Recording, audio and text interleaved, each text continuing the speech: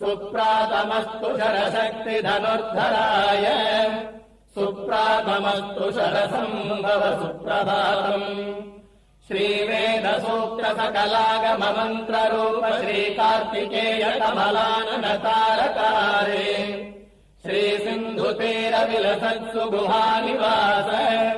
श्रीगन्धमादनपते तव सुप्रभातम्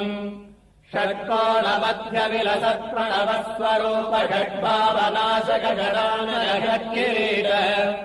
षष्ठीव्रतप्रिय सुमङ्गल दिव्यमूर्ते श्रीगन्धमादनपते तव सुप्रभातम् श्रीस्कन्दपुष्करिणिका शुभतोयपूताः श्रीभस्मरुद्रमणिभूषित दिव्यगात्राः तत्सन्निधौ प्रतिदिनम् प्रविशन्ति भक्ताः श्रीगन्धमा